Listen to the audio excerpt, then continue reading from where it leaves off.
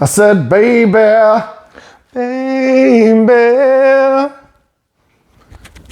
It's 3 a.m. I must be hungry. Welcome back. It's been forever to 3 a.m. Junk Food, where we talk about movies and Herrera jacks off invisible dicks. This is what I assume he was doing.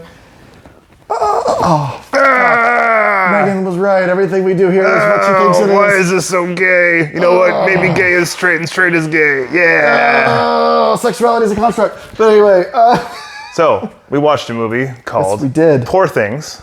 So, I've been telling everybody as soon as I watched it, it's my favorite movie of all time. It's been a few weeks and it still is. Maybe some time will pass and I'll change my mind, but there's just so many different angles it does for me. But yeah, let's talk about... we're going to spoil Poor Things, just all the way. Completely. Yeah, just be prepared that we're spoiling Poor Things. We're spoiling Poor Things, so... Don't even pretend like we're not. But before we spoil it, I must say, if you are going to watch it, just know, there is hardcore sex scenes, there's hardcore gore, it's a lot of very uncomfortable subject matter. Yeah. So you have to really watch it with a mature mind. Yes. Probably don't watch it with kids, because... Oh, absolutely not. No. Maybe like a... Unless you have like a weird relationship. If you have a really with mature, kids. like 13-year-old, maybe? Maybe? Maybe 15, maybe? Watch it with your kids if your kids are like adults, like You gotta 18 be or super older. mature. You gotta have a really nice relationship with them. So basically, it's the story of would you call him a mad scientist? Everything in this movie is up to interpretation. Yeah. You call everything the way you see it. I'll go afterwards. It's essentially the story of a surgeon who finds a pregnant woman who jumped into a river, and to save the life of both, and also because he wanted to study the science of it, takes the live baby brain, puts it in the woman's head, and then reanimates the body Frankenstein style. And then basically what we watch is her ascendancy from the mind of an infant in the body of a woman, in the body of a grown woman, to her fully realized, fully mature and intelligent self. But the much more interesting part is watching a person, or at least this is my take, watching a person who has never been manipulated by society just say everything exactly how she sees it. Completely free of expectations or preconceived notions, pure speculation, scientific speculation. And I said what it kind of shows is, especially once you get to the parts where she starts to explore her body sexually, I think it is one of the most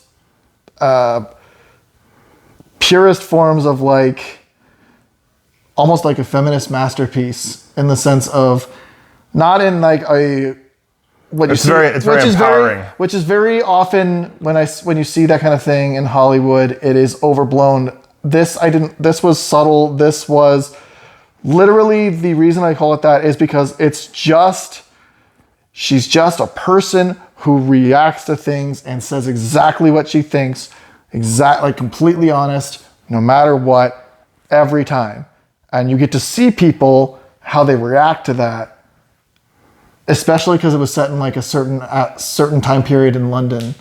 Well, you're talking about too in the context, like in society now, we're kind of either lying or covering our true feelings. I mean, it's probably just typical societal behavior. Yeah. Your cat's gonna knock the thing over. Yeah, cat, I need you to stop being stupid. Yeah. Oh, but look at me, I'm so cute. Yeah. Cats know when you're trying to do something. But anyway, that's my take on it. I wasn't sure how I was gonna feel about it. I did very much enjoy it. I liked that every time somebody tried to get her to conform, and she just flat out refused. I thought that was great. Emma Stone was phenomenal in this film. Her performance, really all the acting was great. There really wasn't a bad performance. Do you have any negatives?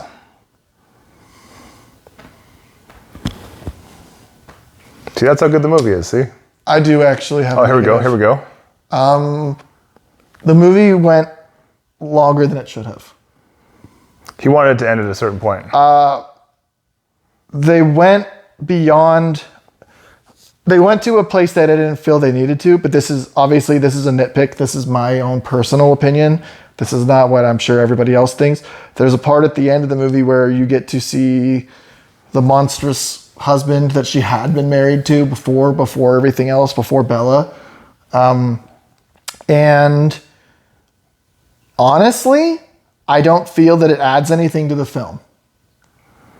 I think that the movie had already wrapped itself up very nicely, and I didn't think that it needed to be there. I think it was redundant and kind of irrelevant to the story, and it was just like, you've already wrapped everything up. If you cut the scene, I have some thoughts on it. If you cut the scene at the end with her former husband from her former life out of the movie, and you just go from them getting married in the church to them sitting in the parlor with all the weird animals, and she's studying to become whatever, and her lover from the whorehouse is there, and they're all just maturely living together and having a good life. If you have like the marriage and him and God walking her down the aisle, and then we cut to God's passing away, and then them all in the parlor and her studying for becoming a doctor. If that was all you did and you ended the movie there, perfect. I personally did not feel like you needed the last scene of the movie. All right. I think I'm going to say a bunch of stuff. You want to say anything else good you liked about it? I've said everything. Okay, so the reason this is my favorite movie is I think it basically makes me think about a whole bunch of different things constantly, because there's constantly a whole bunch of stuff, different things going on. So throughout the movie, first of all, the visuals and the way it's directed, and there's weird tunnel vision, and there's fisheye, and it gets darker and lighter, and it gets more colorful, and it gets more black and white. It's always in service of the tone of the scene, or specifically the perspective of the character that's dealing with those emotions or those traumas or whatever they're going through, right? Or their confusion. And to go along with that too, the music, it goes very well with whatever tone it's supposed to be to fit the scene, so you can really feel what each character is going through. And it'll kind of it not only shows you the vibe of the character or this other character, but kind of their dynamic also, or the tension they have between them, or the love, or the whatever. I mean, there's a point where there's fireworks. That's when Mark Ruffalo's character kind of falls in love with Bella, kind of in his own lusty, weird, confused way. He's just a dumb idiot. So, hey, I don't think he was ever in love with her. He was in love with the idea of her and that she thought he was interesting, and also he thought she was hot and wanted to have sex with her. One of the different kinds of love is lust, actually, according to the different Greek definitions of love, because that makes more sense than just one kind of love, obviously, because you love your dog different than you love some hot chick than your wife than your sister. It's all different kinds of love, obviously.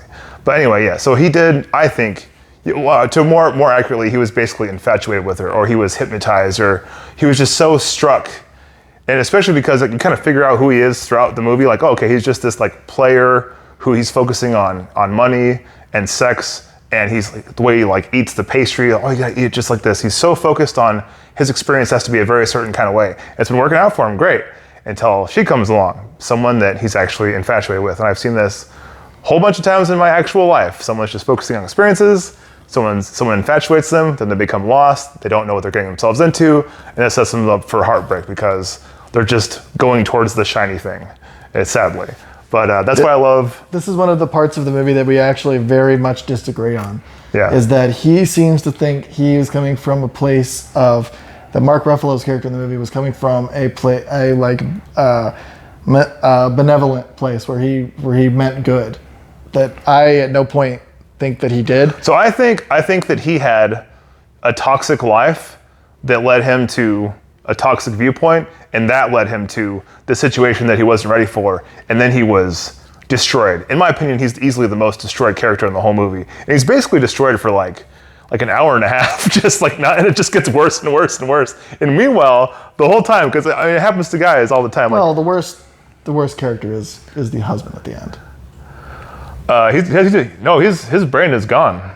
He doesn't have to worry about it anymore. That's true. He's a goat now. But I'm more of that's so like my thing is I'm all about the brain. I think obviously there's different parts of the body that are all important, but I think like the brain is really, in terms of like the physical thing, that's the thing that makes you who you are. In terms of like the spiritual thing, obviously there's the soul or whatever you believe, but in the movie, yes. So Bella Baxter is the baby's brain and the mother's body. To me, that's just the baby, in my opinion. The baby. So the way I see the movie is it's just a baby that's hyper, like superhuman intelligence because of how fastly growing its intelligence. But it's also a scientist because it gets that from her like basically adopted father.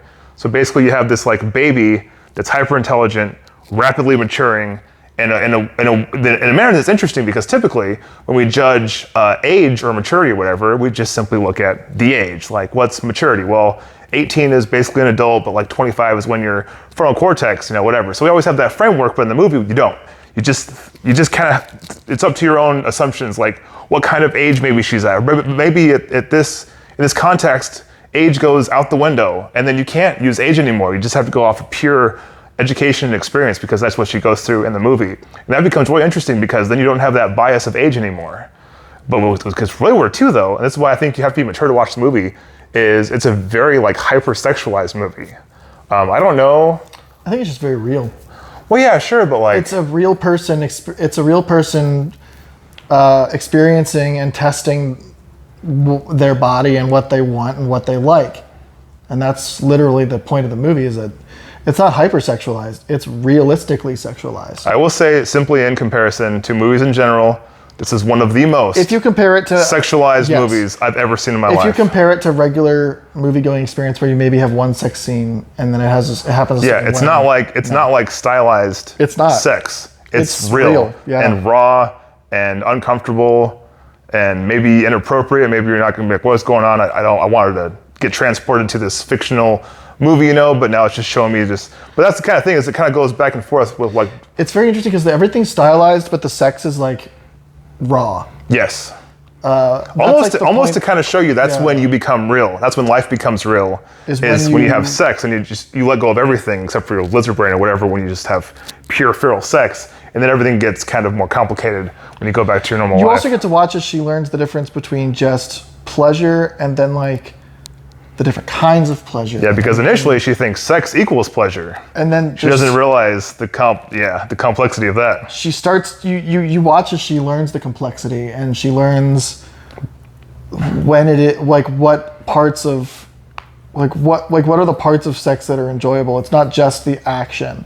Like later on when she starts describing, like she talks about like formulating some kind of emotional bond when she's asking them questions and like asking for a story, or she wants them to smell nice and she wants them to have these certain things because she has learned that there is an emotional mental connection that happens with sex that is beyond just the physical, because she had just the physical with the Mark Ruffalo character.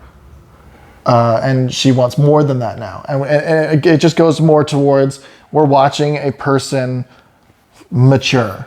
Yeah, so I think learn, and it's just so fascinating. Yeah, so I think like obviously the stuff that Eric's saying is he's kind of like seeing, I'm guessing just from talking to him about it, he's seeing like the very like in your face kind of problems with our society in terms of like gender roles and dynamics and relationships and stuff like that. It is what I saw. And then basically you have this woman or whatever she is. She's a woman. Female brain, whatever she is, right? She could be a baby. She could be a kid. She could be a woman. By the point where she's having sex, she's no longer. He talks about how she matures at a rate much faster because. Well, that's what I'm talking about. Is you don't really. Age kind of goes out the window because you can't say how old she is. You can say how old her body is as opposed to her brain, but her brain is the thing that's making all of these, decisions and like reactions and all this stuff, So that's what's kind of so fascinating is basically so it doesn't matter what the age. Here you have a brain this is why I love the movie so much. Imagine if a brain like learned just really, really fast to the point where it needed to consume reality and all of its experiences as fast as possible. Because basically there's a point when she leaves, she's like, look, I'm not experiencing enough. I need to experience more as much as possible. And then she's just always on the move. I don't think that's because of the brain being the way it is. I think that's just, have you ever talked to a kid? That's how they experience life. Yeah, but her whole life is like probably, I don't know, a year, a few years. I don't know. That whole time when she's maturing very fast, it seems like it's happening very quickly. Because it is. Yeah, but a kid, it takes like, even after 18 years, oftentimes they're still immature, they act childish, But this hyper, intellectual is just, she's understanding things so quickly. Children often get confused. They have to they have to make mistakes over and over again. She's just like on the ball. Mistakes. Yeah, but she's so, man, just think about if you reacted the way she did in your life, but then everything just kind of works out the way it does for her. Obviously there's still problems that she has, but she always has a scientist calmness about her, where she goes, Calculating. Yeah, she's never disabled by her Actually, no, emotions. yes, she is. When He shows her the people who are starving. Well, she wasn't disabled. She was trying to get down there and save those kids, and then he wouldn't let her. Yeah, She's a woman of action, or whatever she is. We'll call her a woman. It's fine. But yeah, I like the way I see the movie is its life. Do you only think that you can do you correspond certain words to a person's age? Well, it has the. Well, I guess Are you confused because you can't quantify her age compared to? Well, Or are you confused because you're attracted to her? I'm not confused. She's a baby. No, I'm not confused. I see the movie Yeah. as a brain experiencing life at a fast rate. So I'm hyper focused on the brain. Yeah. So that's the character to me, and not really the body. What I also find so interesting is it's the body that's seen as the sexual object. So it's kind of like these two things acting separately, but they kind of work together. But I think that's kind of how people are in general. They have this brain, and they're just trying to calculate things, but they also have the sexual side of them. I think it's kind of like that. Well, the sexual part of it, it's all part of the same thing. The body and the brain work in tandem. Yeah, but she had fully matured sexual parts Yeah. with a baby's brain. Now, obviously, she didn't start having sex immediately. No, you see her touching herself and learning that you can do that, which is something that children do. Yeah. And then you watch her as she learns more from that way. She doesn't have sex until much later, when she's probably mentally around the time a child or a teenager would be wanting to or about to start sex. And it's not until she's probably mentally 18, 19, 20 something when she starts to realize what sex really is. Well, typically sexuality is during puberty is when it really peaks, and then we typically don't. So she's in an adult body, so her hormone levels are going to be. Why are we talking about science? This isn't a. That's the movie, to me. But anyway, that doesn't matter. This is why we can't talk about this, because we got two very different experiences from watching the same movie. Yeah, I saw it as a brain experiencing life at a very, very rapid rate. This is why I love the movie so much, because it kind of teaches you about life, a quick, this is how to have this experience for dummies. Okay, boom, now on to the next, on to the next, on to the next. At the very end, she reaches in my opinion, the final boss of lessons of life, which is there are people that are just amazingly cruel, blow your mind kind of cruel. And I think a person needs to be ready for that kind of thing, because it can blindside you. They can just be frozen, because I think that's what happens to a lot of people. But she's had this life up to this point, and then sure, you could say that she aged or whatever, but I think the movie teaches you that it's her experiences that are just constantly maturing her at a very rapid rate. Every time she experiences something, she learns from it. It's just boom, boom, boom, boom, boom, to the point where at the end you can tell she's already learned probably everything she needs to learn, because she just picked it up so quickly. She learned about deception. She learned about manipulation. She learned that the guy that she was into for fun, he was weak and he was misguided and he made her angry and he had all these problems. It's every time he would do something, she wouldn't be so blinded with this whatever she was feeling. She always did a scientific look of okay, well, you're doing this and it's making me like this. This is messing me up because of this. Wow, just all these things you're doing are not making my life better. And she's just constantly noticing that throughout her time with Mark Ruffalo, to the point where she's very quickly just trying to get away from him, immediately, because that's how smart she is. She's not falling for his games. And then she's not falling for his games, and that makes her be okay, this experience, I've experienced all I need to experience here. There is nothing more you can teach me. I'm going to move on to the next thing. She has no like emotions or hormones that are like tying her to him the way a typical like girl that he's used to would. Yeah. For whatever reason. But yeah, like that's why it's so great. She learns at a very rapid rate, and because of that, it kind of like teaches the person that's watching the movie, like, hey, look, you see how obvious it is? When there's a problem, you can just fucking walk away. I mean, obviously, some people would argue like, no, you don't just walk away from people. But in Bella's world, it's working out for her because as she's walking away from people that are obviously toxic or problems, she's running across people that are wonderful. And luckily for her, she had her seemingly mad scientist paternal figure who was teaching her like how to care for people, how to give people acceptance, how to give people freedom. Because he was teaching her these things because he was doing it just naturally because he had that paternal instinct with her, even though I wasn't her actual father. And then at the end, when everything kind of like wraps up and she kind of like figures out who he is, then she can have that like bond with him, even though she's so angry at him. But then it's so great because like it seems like the movie like awkwardly is going to end. She's going to marry the guy. Everything's going to be hunky dory, but she hasn't had the lesson of what happened to her old life. Some things haven't wrapped up, in my opinion. So then, when after the guy shoots himself, or her old husband or whatever, and then he turns into a goat, whatever. I think at that point, at the very end, after all of that, that's when she becomes. I feel like she's basically filling her father's shoes at the end, and that's when like it comes full circle, and she does like a crazy surgery, just like her dad did a crazy surgery with her, and then she's kind of like taken her father's role as he dies, like at the same time. And I like that. But anyway, I fucking love the movie. It's one of my favorite movies. You said a lot, and I'm going to be honest, I lost track there for a minute. I zoned out. It's probably for the best. We've already talked about this movie a lot. Yeah. We disagreed on it pretty hard. But either way, I think we were looking at it from two different lenses. But with two totally different angles, we still, I think, appreciate it a similar amount. I don't think it's probably one of your... It's not one of your favorite movies, right? To you, it's just like a really good, very good empowering, like feminist movie, basically. Yeah. To me, it's not that like at all. There's a part of it that's that, I think. So I do agree with that. But what I like about the movie so much is that's just one part of it. That's not the only thing it's doing throughout the whole movie. Because some movies do that. That's fine. I'll still enjoy those movies. But the fact there's so much stuff. I didn't see any of the other stuff he's talking about. Yeah. I thought it was very straightforward. I analyze human behavior hardcore.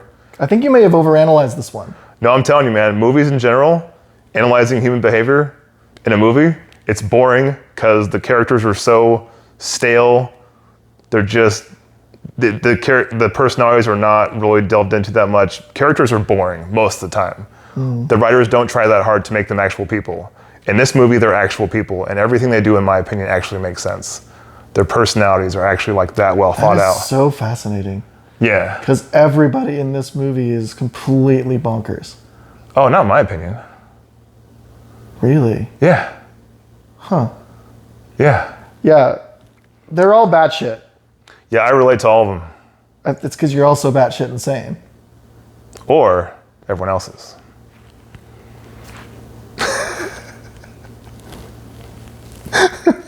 An alcoholic told me that once, so Not an alcoholic, or you all just sober idiots.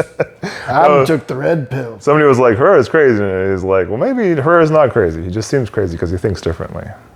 No, you're crazy, but that's okay. I don't think I am. Huh? You don't think you're crazy? No, not actually. I just say I'm crazy so people get more comfortable. Because if I say like something that they're not used to, then people get uncomfortable. So I say, oh, I'm just crazy. But then that's because I know that people like to write stuff off so they can get on with their life. Yeah. So I'm like, hey, don't worry, everything's fine. I'm just weird. Don't worry about me. I'm almost like not even real. And they can just write me off. I'm like, cool. You keep writing people off. I don't. I analyze everyone. I want to know everyone's movements. Yeah, you're defending yourself because... I had a crazy ass childhood. Yeah. I had a mom that was fucking, man, I'm telling you. So everyone in this movie, right, acts so crazy, right? Like this is the kind of stuff I had to Not like. that kind of crazy. There's red flags. There's red flags all over the place. When I say they're batshit, I mean no one in this movie interacts normally. Mark Ruffalo's character does.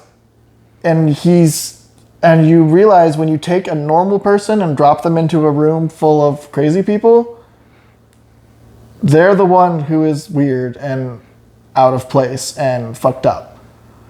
I don't think the well, yeah, the guy at the end He had never in his life experienced someone who was as straightforward as Bella. I don't think Bella's second husband is crazy. I think he's just lonely and enamored by the scientist. Marcus, the guy at the end? Yeah.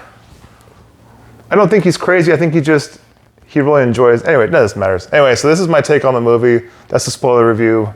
You got anything else? I also want to do. I'm recording this now, but I want to do a really quick non-spoiler review. That one's going to be really fast because this movie's dope as fuck. But if you're down for that. Sure. All right, cool. Well, that's it. Bye-bye.